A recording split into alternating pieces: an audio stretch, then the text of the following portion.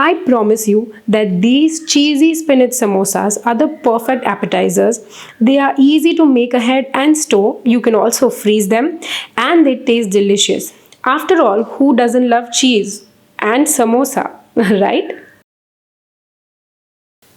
Hey guys, I am Hasti and in this video I am going to explain to you how to make the perfect cocktail cheesy spinach samosas with a nice cheesy interior and a crispy golden brown crust with the exact measurements and a lot of tips and tricks. But before I begin making this recipe, subscribe to my channel and also click on the bell icon so that you are notified whenever I upload a new video.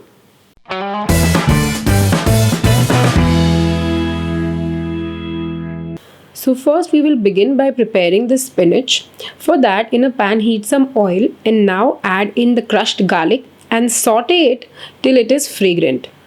Garlic, spinach and cheese is a classic combination and they taste excellent together in any recipe according to me. Now add in the cleaned and finely chopped spinach, and I've used one small bunch that weighed around 110 grams after cleaning, washing and chopping. Now within 3 to 4 minutes in an open pan, the spinach will begin to wilt and we have to cook it till all the water evaporate and it is fairly dry. Now transfer it to another bowl and let it cool and come to room temperature. If you add in the cheese right now, it will begin to melt, so it is important to cool the spinach. And now let's begin making the dough. For that, in some all-purpose flour, I am adding oregano for flavor, salt, and then the oil. Rub this oil well till it is well mixed with all the flour. The quantity of oil is very important, so follow the recipe properly. And then make a medium hard dough. It should not be too soft. It should be medium hard so that it is easier to roll also, but it should not be too soft and floppy. Also, if you've tried to make samosa before but always ended up with a lot of ugly bubbles on them after frying, then making a hard dough will definitely prevent that. So use very less water to make the dough. You can follow the measurement that I have given and form a medium hard dough.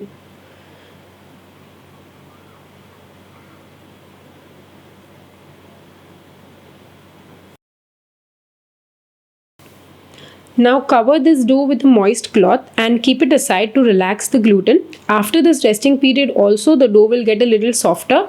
So before resting you have to make a medium hard dough. And now the spinach is cool, so add in some boiled corn, white pepper and black pepper powder. The black pepper powder is for the taste and the white pepper powder is for spiciness. So if you don't have white pepper, you can also add in some green chili paste. And now you can add in the cheese. You can either use mozzarella and cheddar cheese separately in whatever ratio or proportion that you want. Mozzarella will give it a nice stretchy texture, whereas the cheddar or the processed cheese that we usually use will give it a nice cheesy taste. Or you can use any blended cheese that is available in the market like Britannia's Chizza or Go pizza cheese, and they will taste great too. The cheese mix is ready and the dough is also ready. So now let's begin folding the samosas. Now I have made only half the recipe, so I am going to divide my dough into 8 equal portions. But if you follow this recipe, then you will get around 16 equal parts of the dough, and from this recipe you will get 30 to 32 samosas. And now once you've divided the dough into equal parts, you're going to roll it like how I am showing in a slightly oval shape. You don't have to make it round like a roti, but it has to be oval, like so. And keep the dough covered with a moist cloth so that it doesn't dry out while you are rolling and folding the samosa. Divide this oval into 2 equal parts like this, and each of these parts will become one samosa.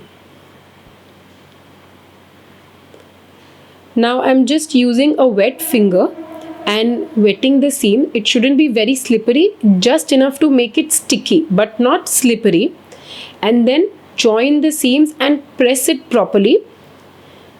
This is very very important because as soon as you begin frying, the cheese melts and it expands. So sometimes if you have not sealed it properly, the samosa will burst open in the oil and the cheese will leak out and you will end up with a hollow samosa.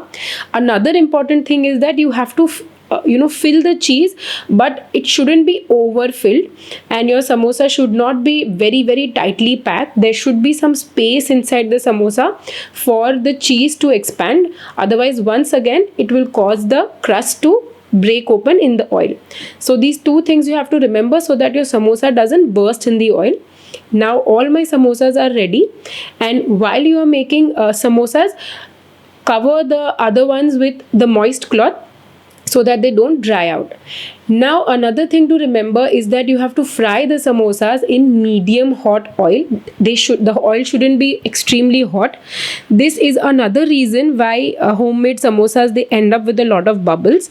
So if you are frying at a medium temperature and the oil is not too hot, then you will get samosas exactly like store-bought ones, and they will not have a lot of bubbles.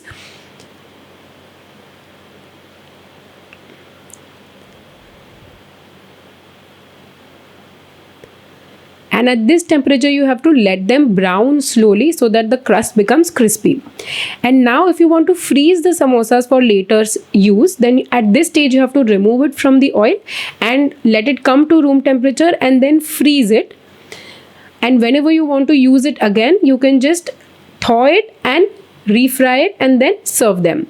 Now this is the color that you want if you want to eat the samosas immediately. Look at how pretty this golden brown samosa is.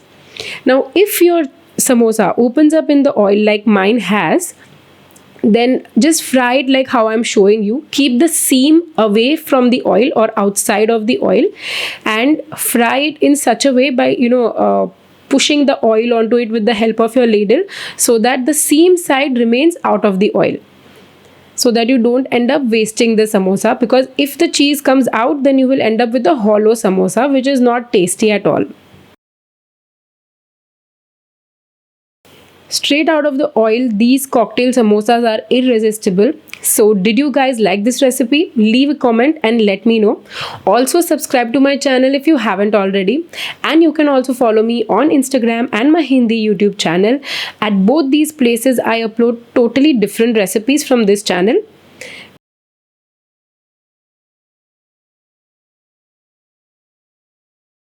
And I also share a lot of stories and other information on my Instagram. So I'll see you here with another interesting recipe very very soon. Till then, happy cooking.